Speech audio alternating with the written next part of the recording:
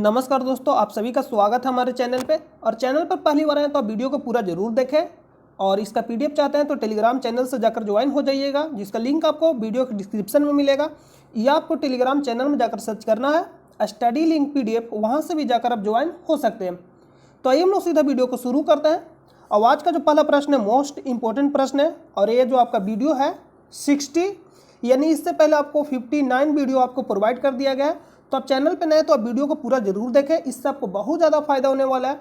आपको कुछ नहीं करना है, सिर्फ रेगुलर आपको वीडियो देखना है। उसमें क्या हुआ कि आपको रिवीजन होते रहेगा, क्योंकि बार बार प्रश्न पूछा जाता है, रिपीट होते रहता है प्रश्न, तो आपको रिवीजन भी होते रहेगा। तो आपको डेली देखना वीडियो को, और नोट करना चाहते हैं तो आप नोट भी कर सकते हैं, उससे और ज़्यादा फायदा हो सकता है। तो आइए हम लोग सीधा वीडियो को शुरू करते हैं। और चैनल पर नए तो सबसे पहले आप वीडियो को पूरा देखें, और वीडियो पसंद आता है तो ही आप चैनल को सब्सक्राइब करें। तो आइए हम लोग वीडियो को शुरू कर देते हैं। जो पहला प्रश्न है, बर्स डॉट में सवेज नहर को खोल दिया गया और इससे विश्व अर्थव्यवस्था के साथ बम्बई, जिसको हम लोग वर्तमान में क्या बोलते हैं, मुंबई के संबंधों को और अधिक मजबूती मिली। तो सबसे पहले आप जानिए कि सवेज नहर है कहाँ, इससे बहुत ज़्यादा प्रश्न पूछा जाएगा। देखिए यहाँ पे ये जो आप देख रहे हैं, इसमें यहाँ पे आपको दिखाई दे रहा होगा, देखिए जूम कर रहे हैं, आप देखिए ध्यान से। ये देखिए, ये जो आप देख रहे हैं ये क्या है, सवेज नहर है। तो यहाँ पे सवेज नहर, तो एक प्रश्न ये पूछेगा कि सवेज नहर किसको जोड़ता है। तो सवेज नहर किसको जोड़ता है, भूमध्य सागर, भूमध्य सागर, भूमध्य सागर, और नीचे कौन सा, लाल सागर। नोट कर लीजिए, यहां पे लिख लीजिएगा भूमध्य सागर और लाल सागर। यहां पे कौन सा है, सवेज नहर। सवेज नहर पहला प्रश्न बनेगा कि भूमध्य सागर और लाल सागर, यानी सवेज नहर किसको जोड़ता है, यह प्रश्न पूछा गया यूपी पेट और यूपी पीसीएस में पूछा गया। तो भूमध्य सागर और लाल सागर को कौन जोड़ता है, सवेज नहर। इसको कब खोला गया था, व्यापार के लिए 1869 में। यहाँ पे डेट देखिएगा, 1 मिनट, कब खोला गया था, 1869 में। इसको आप नोट करिएगा, 1869 में ये प्रश्न बना। यहाँ से दो प्रश्न बनेगा, यहाँ से होते हुए देखिए आप, यहाँ से ऐसे भारत, तो इससे क्या होगा, जो बम्बई, जिसको हम लोग वर्तमान में मुंबई के नाम से जानते हैं, वहाँ भी अर्थव्यवस्था को विश्व स्तर पर मजबूती मिलेगा। यहाँ पे है जिब्राल्टर जल संधि, और इधर है भूमध्य सागर।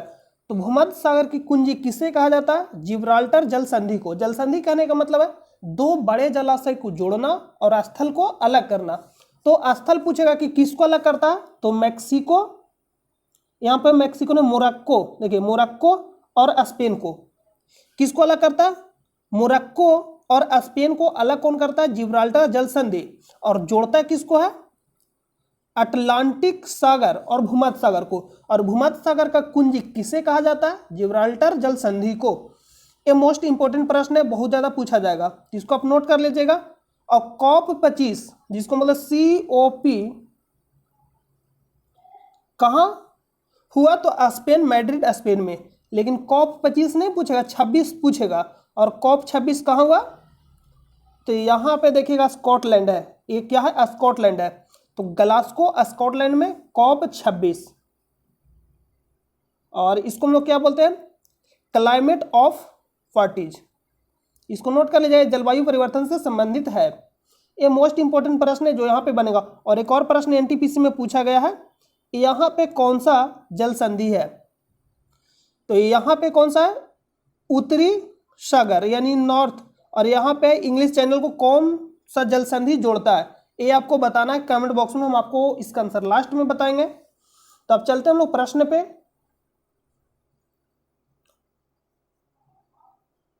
प्रश्न है कि बर्स डॉट में सवेज नहर को खोल दिया गया और इससे विश्व अर्थव्यवस्था के साथ मुंबई के संबंधों को और अधिक मजबूती मिली। तो कब खोला गया था, 1869 में। कब खोला गया, 1869 में, मोस्ट इंपोर्टेंट है। और 1896 पहली बार राष्ट्रीय गीत गाया गया। किस अधिवेशन में राष्ट्रीय गीत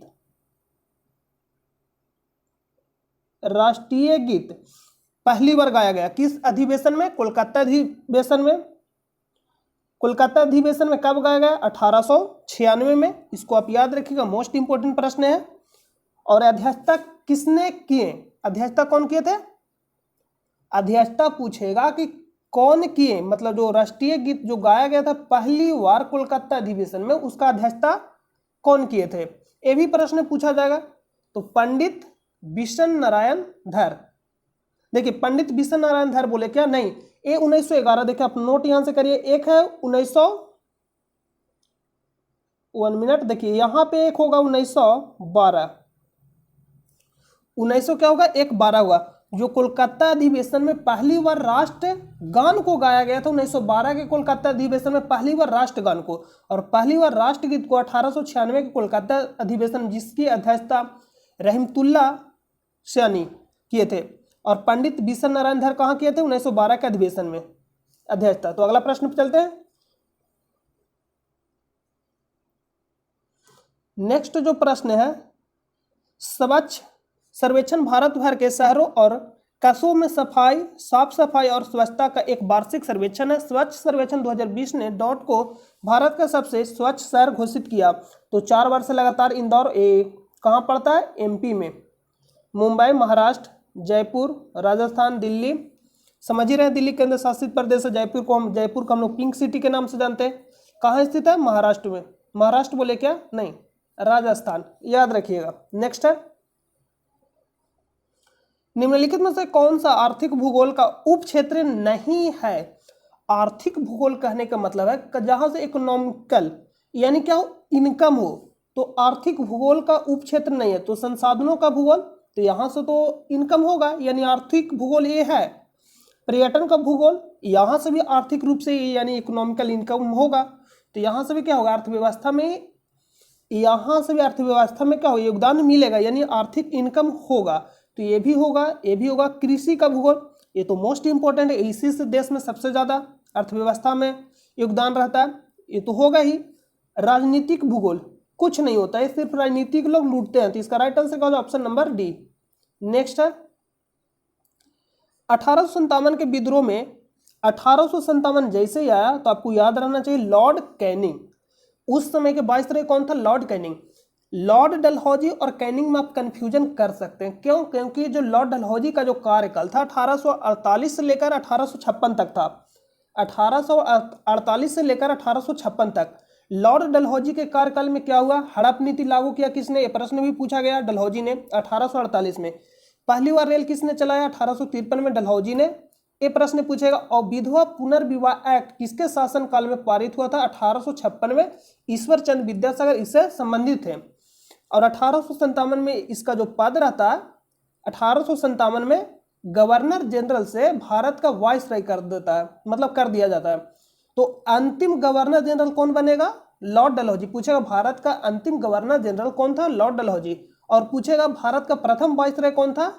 तो कैनिंग। और 1857 के क्रांति के समय कौन था? Lord Canning. ये याद रखिए, इतना मोस्ट इंपोर्टेंट प्रश्न है। मैं अपने सभी सोवियत अधिकारियों की हत्या में कौन सी पैदल सेना शामिल थी? 41वीं नेटिव इन्फेंट्री। इसको आप याद रखिएगा, ये फैक्ट प्रश्न है। राष्ट्रीय ग्रामीण स्वास्थ्य मिशन कब शुरू किया गया? राष्ट्रीय ग्रामीण स्वास्थ्य मिशन कब शुरू किया गया था? तो आप बताइए कि इसका शुरुआत कब हुआ? 12 अप्रैल 2005 को। और 2005 में ही आरटीआई, हम आपको बताए थे आरटीआई, राइट टू इन्फॉर्मेशन यानी सूचना का अधिकार एक्ट कब का था? 2005 का। ये सीधा प्रश्न पूछेगा। और एक था आरटीई यानी राइट टू एजुकेशन यानी शिक्षा का अधिकार, जो अधिकार था ये एक्ट कब का था? 2009।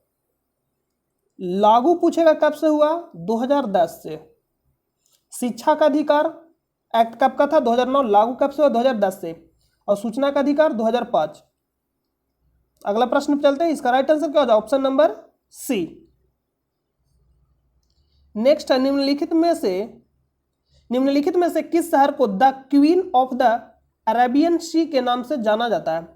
कोची, और ये कहाँ पड़ता है? केरल में। विशाखापट्टनम, आपको मालूम है, Mumbai. Port Blair, port Blair किसका राजधानी है? ये आपको कमेंट बॉक्स में बताना है, किस केंद्र शासित प्रदेश का पोर्ट ब्लेयर राजधानी है?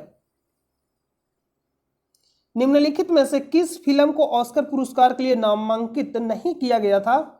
सलाम बॉम्बे किया गया था, लगान, मदर इंडिया, कर्मा। तो ऑप्शन नंबर डी। ये प्रश्न थोड़ा डिफिकल्ट हो सकता है क्योंकि जब तक आपको सारा फिल्म का नाम याद नहीं रहेगा तो आप इसका आंसर नहीं कर पाइएगा। चांद की सतह पर सुरक्षित उतरने वाला पहला यान कौन सा था? तो सबसे पहले इसका नोट देखिए कि इसमें क्या क्या। स्पुतनिक 1 पूर्व सोवियत संघ द्वारा अंतरिक्ष में प्रमोचित सबसे पहला उपग्रह, अंतरिक्ष में जाने वाला पहला उपग्रह स्पुतनिक 1। ये कहाँ का था? पूर्व सोवियत संघ यानी रूस। नेक्स्ट जो स्पुतनिक 2 अंतरिक्ष में जीवित कुत्ते लाइका को ले जाने वाला है। एक मोस्ट इंपोर्टेंट सीधा प्रश्न पूछेगा, अंतरिक्ष में जीवित कुत्ते लाइका को ले जाने वाला पहला उपग्रह कौन था? स्पुतनिक 2। और पहला जीवित जो कौन गया था, मतलब पहला अगर पूछेगा जीवित कोई मतलब जीव गया, पहला जीव किसको लेके गया अंतरिक्ष में? देखिए प्रश्न में आप कंफ्यूजन हो गया यहाँ पे, हौज पौज क्योंकि हो गया। फिर से सुनिए, पूछेगा अंतरिक्ष में पहला जीव कौन सा गया? कुत्ता, नाम क्या था? लाइका। किस अंतरिक्ष यान के द्वारा गया? स्पुतनिक 2। और ये पहला जाने वाला उपग्रह कौन? तो लाइका को ले जाने वाला उपग्रह था। याद रखिएगा, जीव कौन सा गया? कुत्ता गया था, नाम क्या था? लाइका था। किसके द्वारा गया? स्पुतनिक 2।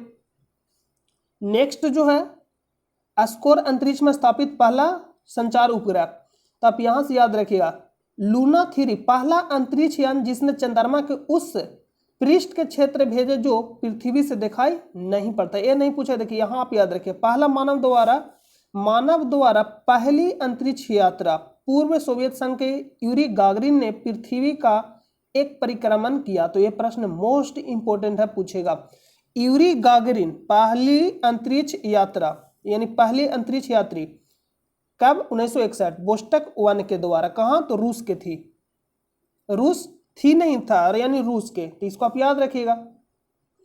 ये पूछेगा यहां से प्रश्न और पूछेगा लूना 9 चंद्रमा तल पर सफलतापूर्वक उतरने वाला पहला अंतरिक्ष यान, ये मोस्ट इंपोर्टेंट है। और एक पहला अंतरिक्ष यान जो किसी अन्य उपग्रह अर्थात शुक्र ग्रह पर उतरा। ये जितना भी दिया गया मोस्ट इंपोर्टेंट है। और ये देखिए मोस्ट इंपोर्टेंट है, प्रश्न पूछा गया अपोलो 11 1969 में गया था। नील आर्मस्ट्रांग चंद्रमा पर उतरने वाला यानी कदम रखने वाला पहला मानव बना। इसके बाद एल्ड्रिन चंद्रमा की धरती पर उतरा, ये 2nd मानव। ये दोनों प्रश्न पूछा गया कि चंद्रमा पर उतरने वाला दूसरा मानव कौन सा है, यानी दूसरा। पहला तो सबको मालूम है, दूसरा पूछता है और पूछा गया एनटीपीसी में, तो इसको आप याद रखिएगा। यहां से आप एक बार क्या करिएगा, इसको रीडिंग कर लीजिएगा और नोट कर लीजिएगा।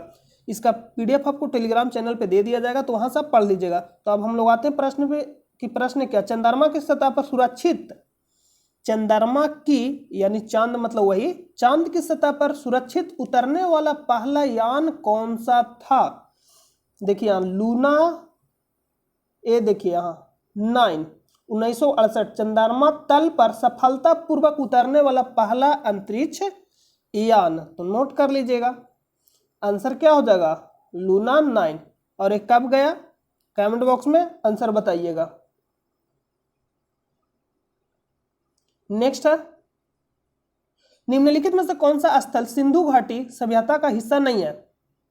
सबसे पहले मैप देखिए, मैप में क्या पूछेगा, कौन सा स्थल कहां स्थित है? मेहरगढ़ पाकिस्तान, मोहनजोदड़ो पाकिस्तान में है, चनहुदड़ो पाकिस्तान। और ये भी पूछता है, ये जो देख रहे हैं आप सिंधु नदी है, और सिंधु नदी के किस साइड स्थित है मोहनजोदड़ो? तो जब इधर से सिंधु नदी आती है, तो जब इधर से आइएगा तो इस साइड क्या पड़ेगा? बायां पड़ेगा, सॉरी दायां पड़ेगा, और इस साइड बायां। तो सिंधु नदी के दायां साइड कौन सा है? मोहनजोदड़ो, और बायां साइड कौन सा? चनहुदड़ो। अरे कहने का मतलब आप इधर से चलिए, देखिए इस साइड सब चलिए, जब इस साइड से इस पे चलिए, मान लीजिए रोड इधर से चलिएगा तो बायां इधर पड़ेगा और दायां इधर। तो दायां साइड कौन सा है? मोहनजोदड़ो सिंधु नदी के, और बायां साइड चनहुदड़ो। और पड़ता कहाँ? पाकिस्तान में। कभी कभी ये भी पूछेगा कि निम्नलिखित में से कौन सा भारत में स्थल स्थित नहीं है? ये जो सिंधु सभ्यता का स्थल है कौन सा पाकिस्तान में स्थित है? ये सारा प्रश्न पूछा जाता है, तो आप इसको याद रखिएगा। सूतकांगेडोर, ये भी पाकिस्तान में है। सबसे पश्चिमी स्थल है मोहनजोदड़ो सिंधु सभ्यता का, ये याद रखिए। और मांडा जम्मू कश्मीर में सबसे उत्तरी मोहनजोदड़ो कह रहे सिंधु सभ्यता का स्थल है, ये भी पूछा जाता है। तो यहाँ सब याद रखिएगा। और यहाँ पे लोकेशन पूछेगा धौलावीरा, जो 40वां यूनेस्को में शामिल होने वाला, 40वां यूनेस्को में शामिल होने वाला, क्या बोले 40वां, इसको अच्छा से नोट करिए। 40 नंबर का है, यूनेस्को में शामिल होने वाला 40वां नंबर का है धौलावीरा। और 39वां रमाप्पा मंदिर, जो तेलंगाना में स्थित है। ये प्रश्न पूछे कहाँ है, गुजरात में। सुरकोटडा, ये भी कहाँ है, गुजरात में। लोथल गुजरात में है। और पूछेगा कालीबंगा, राखीगढ़ी, बनावली, रोपड़, इतना प्रश्न पूछा जाएगा। कालीबंगा कहाँ है, राजस्थान में। बनावली हरियाणा। तो इतना आप लोकेशन याद रखिएगा। अगला प्रश्न पे चलते हैं। प्रश्न में नहीं, यहां आते हैं, इसका आंसर क्या होगा। निम्नलिखित में से कौन सा स्थल सिंधु घाटी सभ्यता का हिस्सा नहीं है। मतलब मोहनजोदड़ो है, पाकिस्तान में स्थित है। हड़प्पा है, लोथल गुजरात में है, यानी ये भी है। उरुक नहीं है, तो इसको आप नोट कर लीजिएगा। नेक्स्ट, इसरो ने अक्टूबर 2008 में, और इसरो का स्थापना कब हुआ था। इसरो का स्थापना 15 अगस्त 1969 को हुआ। मुख्यालय कहाँ स्थित है, बेंगलुरु में, कर्नाटक, बेंगलुरु। और के सिवान अभी वर्तमान में इसके चेयरमैन है। के सिवान, और के सिवान को रॉकेट मैन ऑफ इंडिया के नाम से जाना जाता है। प्रश्न सीधा पूछेगा, रॉकेट मैन ऑफ इंडिया किनको जाना जाता है, रॉकेट मैन ऑफ इंडिया के नाम से किनको जाना जाता है, के सिवान को। Missile man of India APJ Abdul Kalam. Missile women of India Tessy Thomas. इतना प्रश्न याद रखिएगा। देखिए यहाँ पे दिया गया एपीजे अब्दुल कलाम। कस्तूरी रंगन, ये किससे संबंधित है, जो 2020 में नई शिक्षा नीति आया, कस्तूरी रंगन समिति के सिफारिश पे। जी माधवन नायर, मोस्ट इंपोर्टेंट है। 2008 में भारत के पहले लूनार प्रोब का परीक्षण किया, उस समय इसरो के अध्यक्ष कौन थे, जी माधवन। और इसी समय 2008 में ही 22 अक्टूबर 2008 को चंद्रयान 1 को प्रक्षेपित किया गया था। किस यान द्वारा किया गया था, PSLV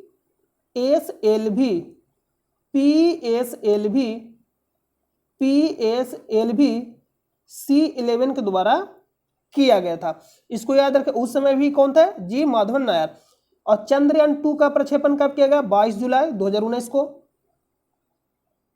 22 जुलाई 2019 को किस यान द्वारा किया गया, GSLV MK3 मैक 1, ये याद रखिएगा। और मंगलयान 2013 में किया गया था। किस यान के द्वारा किया गया था, ये भी प्रश्न पूछेगा, तो याद रखिएगा PSLV C51। तो नेक्स्ट प्रश्न पे चलते हैं। PSLV C51 बोल रहे हैं क्या, नहीं, PSLV C25। देखिए यहाँ पे लिख लीजिएगा PSLV C25। PSLV C25 अलग लिखिएगा। PSLV C25 के द्वारा मंगलयान को प्रक्षेपित किया गया था 2013 में। नेक्स्ट प्रश्न पे चलते हैं। निम्नलिखित में से कौन सा एक वेब ब्राउजर नहीं है।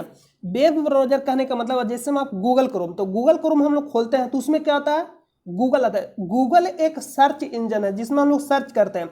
और जो गूगल क्रोम है उसमें अगर आप गूगल क्रोम को खोलिएगा तो उसमें गूगल भी आता है, यूट्यूब भी आता है, फेसबुक भी आता है। यानी कहने का मतलब गूगल जो क्रोम है एक वेब ब्राउजर है जिसमें आता है गूगल। हम लोग गूगल को कहते हैं सर्च इंजन जिसमें लोग सर्च करते हैं। तो गूगल क्रोम क्या है, एक वेब ब्राउजर है। विकिपीडिया एक वेबसाइट है जिसमें लोग क्या करते हैं, सर्च करते हैं। तो विकिपीडिया क्या है, वेब ब्राउजर नहीं है। ओपेरा, मोजिला फायरफॉक्स, ये भी वेब ब्राउजर है, लेकिन जो विकिपीडिया ये वेब ब्राउजर नहीं है, एक वेबसाइट है यानी साइट है। जैसे में अन्य वेबसाइट हो गया, आप भी वेबसाइट बना सकते हो, उसी तरह से क्या है विकिपीडिया।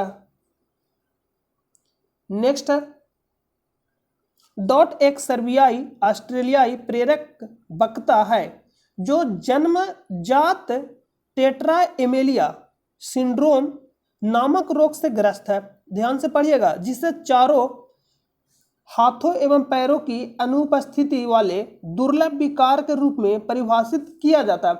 नाम क्या है? निक वुजिसिक। निक वुजिसिक। ये फैक्ट प्रश्न आपको याद रखना पड़ेगा, इसमें कोई कॉन्सेप्ट नहीं है।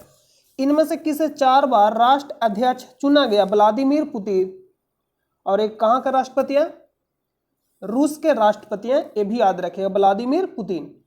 देखिए मेदवेदेव जो दे रहा है हाल ही में यूएसए दमित्री ने मेदवेदेव याद रखिएगा यूएसए ओपन 2021 जीता मेदवेदेव, इसको आप याद रखिए, ये प्रश्न पूछा जाएगा।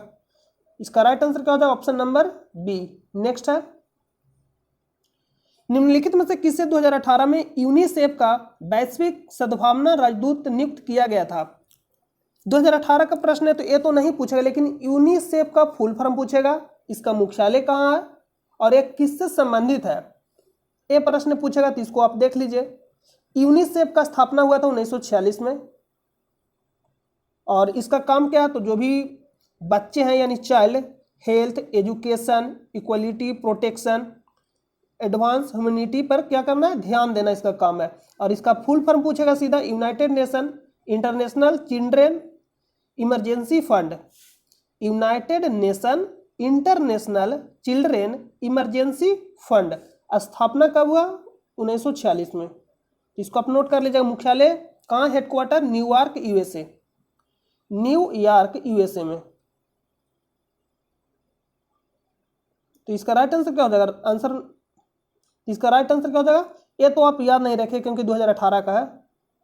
फुल फॉर्म याद रखिएगा और इसका संबंध किससे है। दूरी और समय के मामले में भारतीय रेल नेटवर्क की सबसे लंबी दूरी तय करने वाली रेलगाड़ी है। तो पहली बार रेल कब चला? 1853 में। किसके समय चला? डलहौजी के समय चला। कहाँ से कहाँ चला? मुंबई से थाने। डिस्टेंस कितना था? 34 किलोमीटर था। हड़प नीति किसने लागू किया? डलहौजी ने लागू किया। विधवा पुनर्विवाह किसने लागू किया, यानी किसके समय पारित हुआ? 1856 में ईश्वर चंद्र विद्यासागर जुड़े हुए थे। तो नाम क्या है इसका? दूरी और समय के मामले में भारतीय रेल नेटवर्क की सबसे लंबी दूरी तय करने वाली रेलगाड़ी है विवेक एक्सप्रेस। कहां से कहां तक चलता है इसको आप देख लीजिए मैप पे। तो यहां आप देख रहे होंगे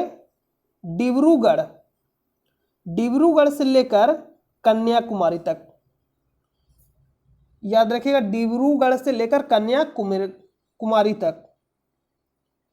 तो नेक्स्ट प्रश्न पे चलते हैं। इसका जो राइट आंसर क्या हो जाएगा? विवेक एक्सप्रेस।